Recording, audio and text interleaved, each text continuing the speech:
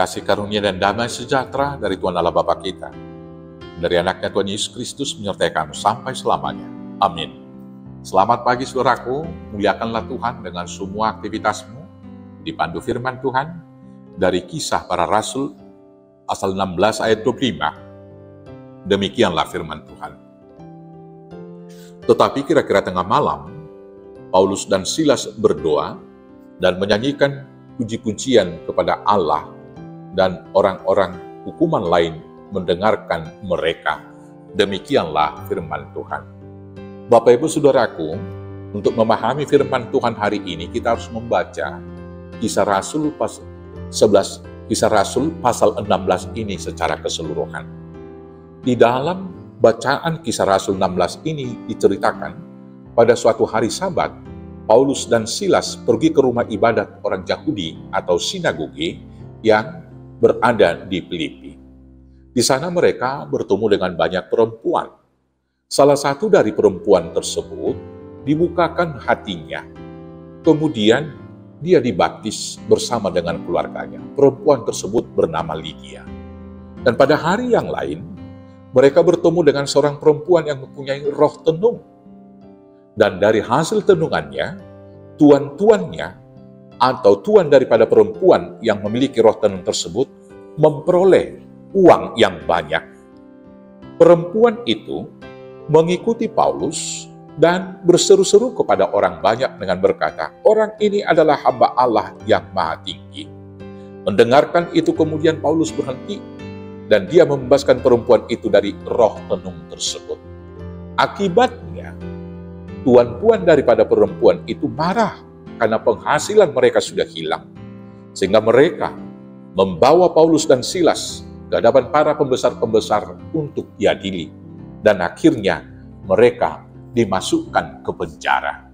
Bapak Ibu Saudaraku yang terkasih, di penjara Paulus dan Silas tidak bersungut-sungut. Di penjara tidak meratapi nasib. Di penjara mereka tidak ketakutan.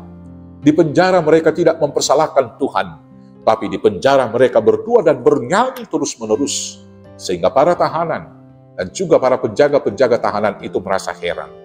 Akhirnya karena kuasa doa dan nyanyian mereka itu, maka terjadilah gempa.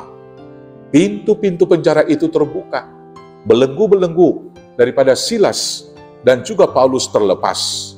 Maka melihat itu penjaga penjara itu panik, ketakutan. Dan kemudian mau bunuh diri.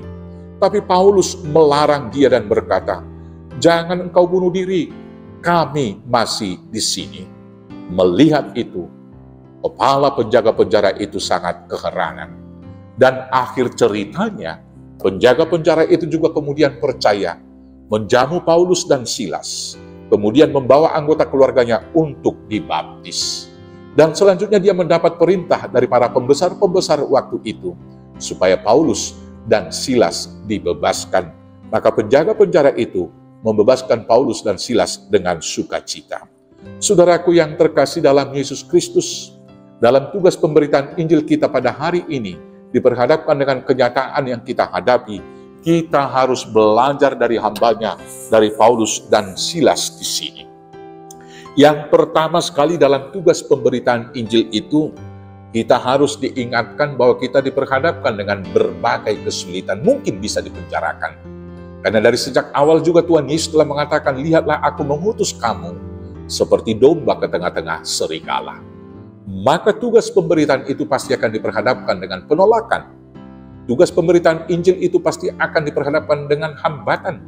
Bahkan nyawa kita mungkin juga akan terancam. Tetapi jangan kecut dan juga jangan bersungut-sungut. Apalagi jangan mempersalahkan Tuhan di dalam kesulitan-kesulitan yang kita hadapi. Dalam semua kesulitan, tantangan yang kita hadapi itu, tirulah, yaitu Paulus dan Silas, tetap berdoa dan menaikkan puji-pujian kepada Tuhan. Maka dengan doa di dalam iman dan puji-pujian kita yang sungguh-sungguh dari hati yang terdalam, akan dapat mengubah situasi, dapat membuka pintu-pintu tahanan, dapat juga melepaskan belenggu-belenggu kita, sehingga firman Tuhan itu tidak akan pernah dapat dihambat, firman Tuhan itu tidak akan pernah dapat dipenjarakan. Dan kemudian Di dalam doa dan puji-pujian syukur kita, orang yang paling keras sekalipun menghambat pemberitaan Injil itu, hatinya akan dibukakan oleh Tuhan. Saulus dibukakan hatinya dan ditangkap Roh Kudus. Kemudian dia menjadi Paulus, menjadi pemberita yang luar biasa. Demikian juga perempuan yang memiliki roh tenung di sini, ditangkap oleh Roh Kudus, dan kemudian dia juga kemudian dipakai untuk menyaksikan kemuliaan Tuhan. Lydia juga dipakai menopang penginjilan. Maka hambatan-hambatan jangan membuat kita surut, tetapi malah tetap berdoa dan memuji-muji Tuhan. Kemudian berbuat baiklah senantiasa.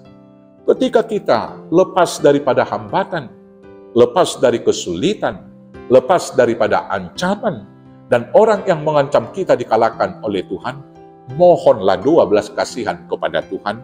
Pakailah kesempatan itu untuk tetap berbuat baik, supaya jiwanya juga dimenangkan oleh Tuhan. Hal itu dilakukan oleh Paulus. Dia tidak memakai kesempatan itu memojokkan kepala tahan. Dia tidak memakai kesempatan itu untuk menunjukkan bahwa dia hebat. Tetapi dia juga menunjukkan belas kasihannya dengan berkata, jangan bunuh diri, kami masih di sini. Demikian kiranya kita lakukan dalam kehidupan saat ini.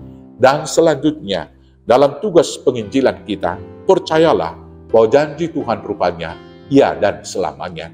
Dalam pengutusannya, di dalam Matius 28, Tuhan Yesus berkata, di ayat yang terakhir 29 itu berkata, lihatlah, aku senantiasa menyertai kamu sampai pada akhir zaman.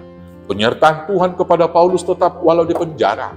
Demikian juga penyertaan Tuhan kepada kita sampai hari ini.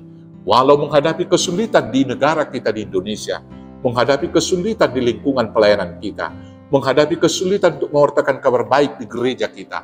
Tapi ingat, Tuhan tidak pernah meninggalkan kita.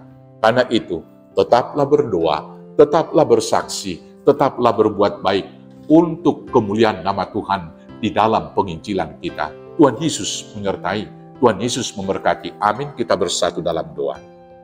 Terima kasih Bapa yang baik, karena Tuhanlah yang sesungguhnya memenangkan Injil. Maka pakai kami menjadi alat-Mu seperti Paulus dan Silas. Dan bimbing kami dengan Roh Kudus, agar tetap teguh dalam iman, percayakan penyertaan-Mu, tetap berdoa dan memuji-muji Tuhan, dan tetap setia melakukan hal yang baik. Karena untuk itulah tugas penginjilan yang kami terima. Mampukan dan berangkatkan kami melakukannya, hanya dengan penyertaan Yesus Kristus Tuhan Juru Selamat kami yang hidup.